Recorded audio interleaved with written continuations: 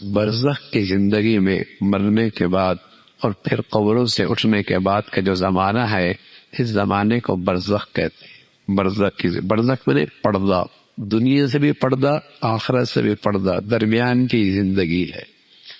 یہ برزخ کی زندگی سبھی کے لیے، ہر مرنے والے کے لیے یہ برزخ کی زندگی ہے، چاہے اس کی لاش کو پرندے کھا جائے، چاہے سمندر کی مچھلیاں کھا جائیں، چاہے جنگل کے درندے کھا جائے، یہ برزخ کی زندگی سبھی کے لیے ہے، درمیان کی زندگی ہے۔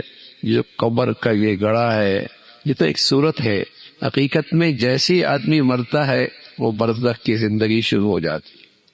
اور اس برزخ کی زندگی کا اختتام کب ہوگا؟ جب قیامت قائم ہو۔ ہاں، اس برزخی زندگی میں اس شخص کو پتہ چل جاتا ہے کہ میرے اعمال کیا ہیں۔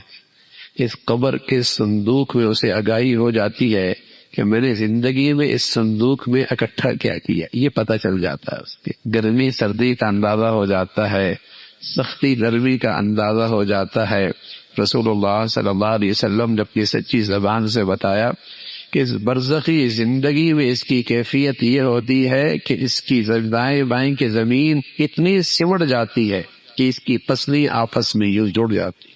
یہ اس شخص کے لیے ہے جس کے لیے زمین یوں کہتی ہے تیرا آنا نامبارک ہے، روئے زمین پہ سب سے برا تو ہی تھا، اب تو میرے پاس آیا ہے، میرا حشر بھی دیکھے گا، میرا حشر بھی دیکھے گا۔ یہ مجرم کے ساتھ سلوک کرتی ہے۔ اور پیارے رسول صلی اللہ علیہ وسلم نے فرمایا اسی زمین کے حوالے جب ایک نیک آدمی ہوتا ہے تو وہ اس کا استقبال کرتی ہے، تو چلتے پھرتے انسانوں میں میرا بہت پسندیدہ شخص تھا، اور میرا حسن سلوک بھی دیکھے گا۔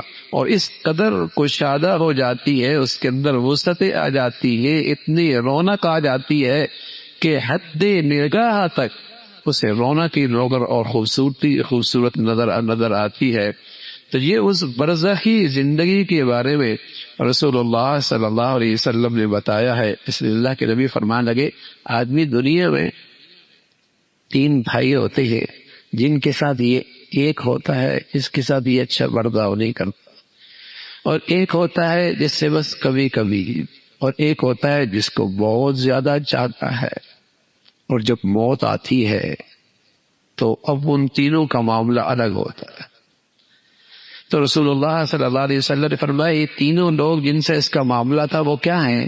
ایک تو وہ ہے جو اس کا مال ہے، دوسرا وہ ہے جو اس کے گھر والے اہل و عیال ہیں، اور تیسرا اس کے اعمال ہے۔ موت کے وقت مال کیا ہوتا ہے؟ جیسی سانس نکلتی ہے سارا مال یہیں رہ جاتا ہے، جس کو اس نے زندگی دے دی وہ تو موت آتی ہی ہاتھ سے نکل جاتا ہے۔ گھر والے خاندان والے کہتے ہیں ٹھیک ہے قبر تک چھوڑ کے آ سکتے ہیں، اس سے آگے تو نہیں، کفن پہنا سکتے ہیں، غسل دلا سکتے ہیں، بس اس سے آگے نہیں۔ جس کے ساتھ اس نے زندگی بھر اچھا سلوک نہیں کیا، بہت کم وقت دیا ہے، اس کے پاس وقت ہی نہیں ہوتا تھا، اس کے لیے فرصت ہی نہیں ہوتی تھی، بہت مصروف تھا بھائی، یہ بہت ہی مشغول تھا، وہ اس کے اعمال ہیں جیسے کیسے بھی ہیں، وہ ہیں اس قبر میں اس کے ساتھ جانے والے۔ نماز کیسی تھی، تلاوت کیسی تھی، صدقہ خیرات کیسے تھا، لوگوں کے ساتھ اس نے سلوک کیا تھا، اخلاق کیسے تھے، معاملات، اور وہ نیکیاں ساتھ جانے والی ہے۔ تو رسول اللہ صلی اللہ علیہ وسلم نے فرمایا برزخ کی زندگی میں جو چیز جانے والی ہے وہ صرف اس کے نیک اعمال، نیک اعمال ایسی چیز ہے جو اس کے ساتھ جانے والی ہے۔ اللہ رب العزت اللہ کرے ہمیں ایسی چیز سے محبت ہو جائے جو کبھی ہم سے جدا نہیں ہو۔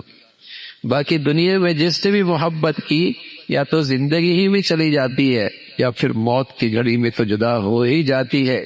کیوں نہ ہو نیکیوں سے محبت ہو جائے اور اس سے تعلق بن جائے، زندگی بھر وہ نیکیاں ساتھ رہیں۔